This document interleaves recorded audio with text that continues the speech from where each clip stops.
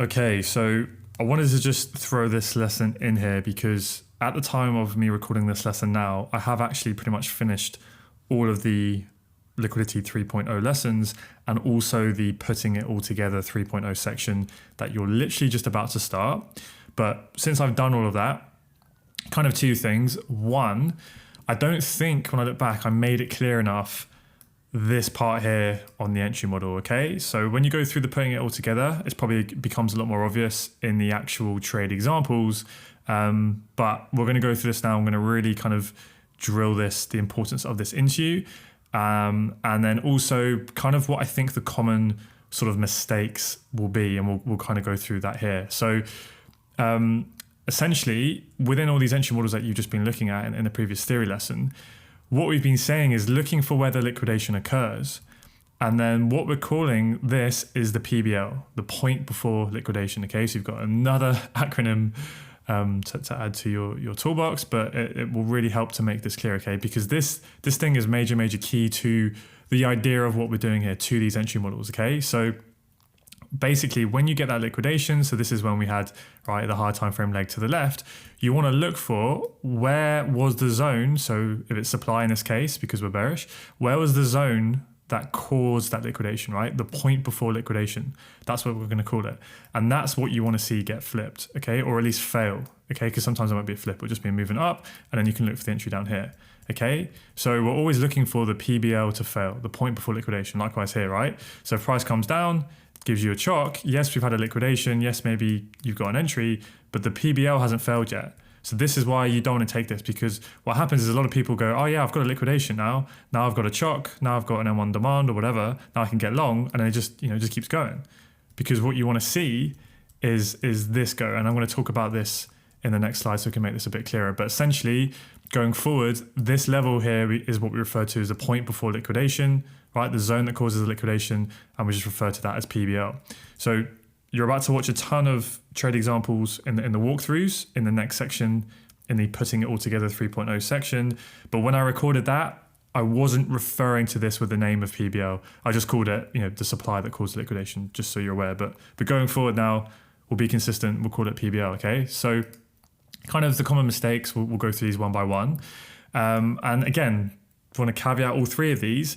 It's not that you can't trade these scenarios that we're about to go through. It's just that when you're starting off, be super mechanical and strict with the rules that we're giving you. And if you want to be trading those liquidity entry models, then these are invalid if you are trading those models, okay? But that doesn't mean that you can't take these trades. It's just you need to realize it's a different setup, and that's something that needs to be in your plan if you're allowed to, okay? But that'll make sense as we go. So let's start off with the first one. And this is basically where the point before the liquidation has not yet failed, okay? So imagine you have your higher time frame zone. You're waiting for it to be obviously mitigated because you can't look for an entry until it's been mitigated. And you want to wait for a strong liquidation, right? So you need to see that strong liquidity built. So it's built here with the equal lows. Price then liquidates those lows and we get the higher time frame mitigation. If you're looking for the liquidity entry model, your job is to then identify where was that point before the liquidation, okay? Now, what you may want to do is always take the nearest zone, right? So where that liquidation occurred, price breaks it, look for where is that nearest point before liquidation, the nearest supply zone, okay? So whether you want to use a pivot zone only, so you need to look for like an actual candle, right, that caused the break, or if you're happy to use fractal zones, so you have like buy to sell wicks, that's down to you, okay, and be more aggressive. But always look to take the nearest zone, okay? And we'll talk about this more in the pivot zones versus fractal zones in the walkthroughs, because obviously fractal zones is a lot more aggressive, right? Because that would just be one straight push down and all you would see is that buy to sell wick supply, okay? But typically you want to try and be as consistent as possible and always take the nearest zone, okay? So when we get the higher time frame mitigation down here, we've seen the liquidation up here, okay? And then you identify your PBL zone. Now, what happens if price comes down here and then gives you, maybe even get a chock and a flip or whatever? Do you want to take this? Well, this is what I'm saying. If you are following strictly the liquidity entry model, right, for strong liquidation, I think this is liquidity entry model 2B equals, you need to see this go first. This needs to fail if you want that, okay? So this would not be a valid entry because the reason why, right, I'll tell you the logic because it can kind of help you to understand more is, what's the theory behind what we're doing here? Well, we're looking for big institutions to be stepping in and getting long. Okay, so if they want to get long, what do they need? They need sell side liquidity to reduce their slippage. Where is the available strong liquidity? It's below these lows. Okay, so if we're saying, okay, it's there and it's been built for the BFIs to get long, how do we define if they've actually used that to get long? Like, what would be a significant thing? Well, this is our mechanical solution. We look for the PBL to break, right? So the supply that causes a liquidation, we want to now see, has enough demand stepped into the market to actually, one, cause that to fail, and then two, if it flips it, then that's the level in which you want to get long. Or if it's just a straight push, right, you can look for the movement down here. Okay, so in this instance, we've got the liquidation, prices come in and potentially giving you a chock and a flip or whatever, but this hasn't failed just yet.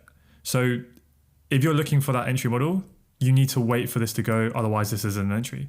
Now I've said here, right, you still might want to take this. This might be an entry model you want to test, but again, it's not the liquidity entry model that we're giving you, okay? So you want to kind of be strict with those rules when you're starting out. If this is something you want to add into your plan, fine, happy days. But again, if you're looking to trade that entry model, this would be invalid, right? So yes, then the second one will be where, again, same thing, you get the liquidation of the lows, you identify the point before liquidation with the nearest zone that caused the liquidation. Now, when price comes down and pulls back, we haven't had a chock, even if we've had the mitigation, that supply then holds, right? The PBL holds, and then the PBL does its job and it breaks the low. So this supply has now been used, okay?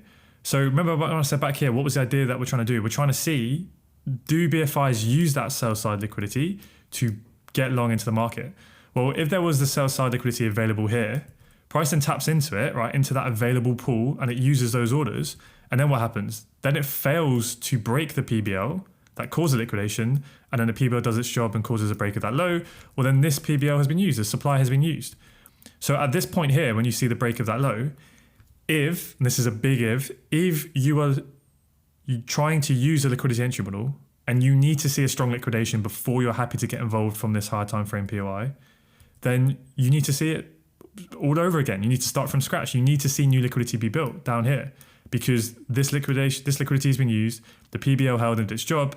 So now you need to almost forget about all of this and you need to see it happen again. If you want the strong liquidation, right? You need to see the entry model again, right? So you need to see those equals, the PBL fail, the chock, and okay, and now you would have it. Again, if you need to see the liquidity entry model in this POI, right? Because then what can happen is you can get the PBL has been used, no new liquidity is built, then we do get a break of structure to the upside, and then, this could potentially be an entry, but it isn't. It's invalid, as I keep saying, I know I'm repeating myself, it's invalid if you are looking for a strong liquidation from this POI. That would not meet that criteria, okay? So again, I'm not saying that this would be a trade that will fail or you shouldn't take. It's just, if it's in your plan to only look for a strong liquidation in that scenario, this does not technically meet those rules, okay? So I said here, right, this can make you miss trades. So it really depends on how strict you want to be, okay? So as you get more experience and as you get more advanced, allow yourself potentially to have a bit more leeway and go, right, we've come into the extreme strong swing low. This is the last place that has to hold. Like, we've literally mitigated the extreme. We've got a ton of momentum. Like, everything looks great. Okay, there was some liquidity built here. Okay, it's not quite the exact entry model that I need, but I'm happy to get involved here. Okay, but don't do that when you're starting out. You want to be super, super strict and mechanical first, and then maybe bring in a bit of discretion in later. And the reason why you want to do that later is because it requires experience to know when this hard time frame is good enough to want to get involved without your exact entry model, okay? So when you're starting out, I'm going to keep repeating myself because I need to drill it in. These liquidity entry models, if you're testing those and they're in your plan, be as strict as a robot. And in this instance, this would not be a strong liquidation because the liquidity was already used and it failed to achieve anything, right? So if you were waiting for strong liquidation, you would need to see it be built and swept again, okay? Hopefully I've kind of made myself clear there. And then the last one is when there isn't a chock, okay? So same situation, you have a liquidation into your hard time frame POI, you look for the PBL, right? The point before the liquidation, the nearest supply zone that caused the liquidation. Now this would be an example, like I said, where if you use fractal zones, so when you have like buy to sell wicks, when there isn't actually like an actual structural pullback, it's just buy to sell wicks, and that gives you a buy to sell wick supply. If this is in your plan to use that as a valid PBL, because some of you might only use pivot zones, but if it's in your plan to be more aggressive and to use buy to sell wick PBLs, right? What could happen is the fractal high could be all the way up here. So when you get the liquidation, higher time frame mitigation, and then you get the PBL fails, so it's failed here, and let's say you get a flip or even on the extreme, potentially there's an entry here, but you haven't had the chock yet, right? So that would be invalid, because what we recommend in those entry models is that you wait also for a chock, okay? So again, when you get way more experienced and way further down the line, this may be an entry model you may want to start to test, because it's a lot more aggressive. Because yes, you've had the liquidation, hard time frame mitigation, and you've had the PBL fail, but you have not had structure shift in your favor yet. So this could literally just be this to come into this high and continue lower, right? And then you get liquidated. So this is why I said down here, this is a much more aggressive entry model, as the fractal structure has not shifted in your favor yet. So like I said, you might want to test this out, but we strongly advise that you start off by always at least waiting for a chock, okay, before you can look for the entry. So a common question I think I'll get is, when does the chock have to occur, okay? So once you get the liquidation, at any point after the liquidation, the chock can occur. So you might get the chock down here, right, like we did back here, and that's fine, but right, at that point you've got the chock, but what don't you have? You don't have the PBL fail. Once you then get the PBL fail up here, then yes, this would be a valid trade, okay, because you had a chock down here, right? So that's valid. If you need the chock, that would be valid. If the chock happens here, then the PBL's failed, okay, now you can look to get involved. The other way in which it could happen is like, you know, the chock could be up here, right? And then you get the chock up there. Okay, now you've had the PBL fail and the chock, get in. So it doesn't matter in which order it happens. It's just from after the liquidation, as long as there's a chock and a PBL fail, then you can get involved. But in this instance, all you have is the PBL fail. There's no chock, okay? So that would be invalid. But it may be something you want to add in much further down the line, because there are times when the chock can be really far away, and I've seen this play out. At the time of recording, I didn't test this properly, and I don't have hardcore data on it, so I'm not trading that way, and I especially advise you don't on it. But if you're watching this and you're a lot further along in your journey and you're consistent already with using the liquidity entry models we've already spoken about, then this may be something you want to add into your arsenal in specific scenarios, okay? So we watched this a few times because there's probably a few little points there that may initially go over your head. Come back to this lesson. A lot of times I'm sure going in the months and years forward, I'm going to be referring people back to this video, and hopefully this will help a lot. Now, I appreciate if you're going through these lessons for the first time, we've done a lot of theory, a lot of line diagrams, and I massively appreciate that. But the putting it all together section that you're now about to watch should be a ton of examples in there. And then just keep coming back to these lessons, and it will help you hopefully going forward. But as of today, these are the rules that I've looked at and tested, and I really do believe that this will help you to be consistent, be mechanical, and be strict. And hopefully I've shown you here the logic behind what we're doing and why, and then that can help you to understand when maybe you want to either bend the rules when you're more experienced, or add in something that's like an additional entry model, i.e. here, okay, the liquidation didn't do its job, it didn't cause the PBL to fail, but perhaps because you've seen at least some liquidity built and then you've seen a strong entry model and blah, blah, blah, blah, blah, you may still want to get involved. But for now, that is not valid for you, okay? So I won't talk about kind of how you can make it more advanced for now, because it will just bring unnecessary confusion.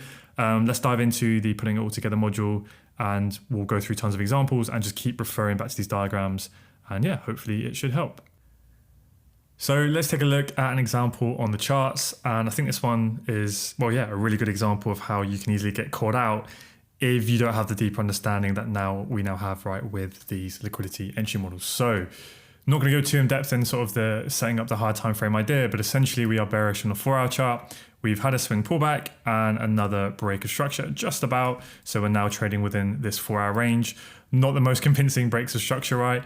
And we've had that bullish 4-hour chock. So likely we can start to play that swing pullback up into premium levels of supply. If we jump down to the M15, interest of time, I have drawn on our swing structure, but essentially that was our M15 break there. And then we had the 4-hour break down here.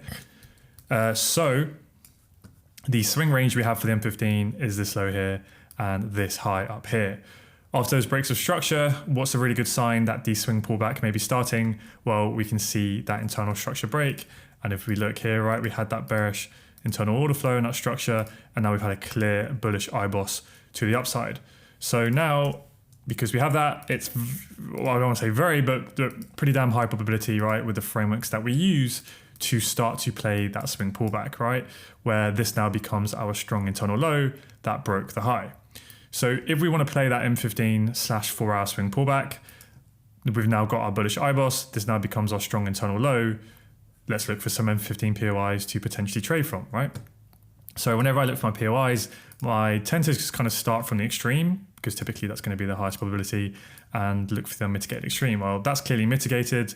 So let's kind of move it along to where we get the first unmitigated POI, and that would be this sell to buy here. It's had a slight mitigation here with this next candle, but it's kind of just efficient price action, right? The price just trickling out. It's not like we've had a clear movement away, pull back into it, and then filled up those orders and gone. So that's a clear bearish candle that gets engulfed. So for me, that's the POI.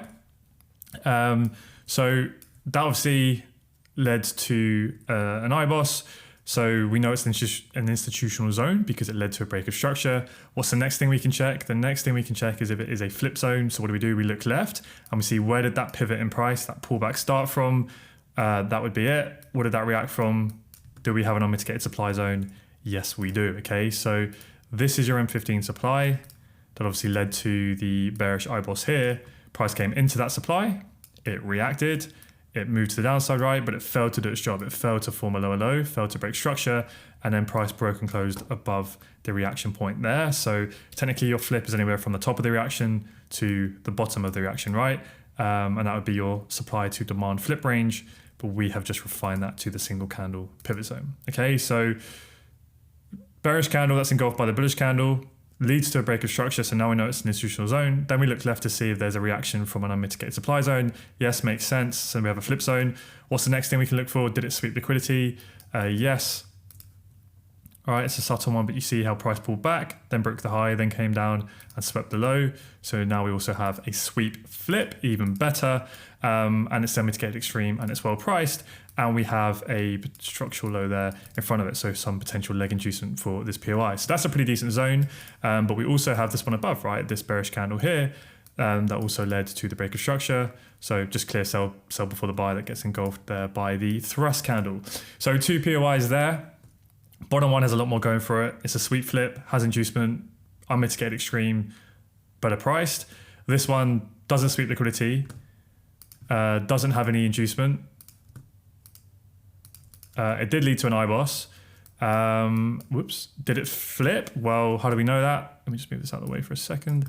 Well, we look left from where the pivot in price started. So it started here, look left, what do we react from? Okay, we reacted from these wicks. So would there be supply in those wicks? Yes. So technically we have flipped that. So it is a valid flip.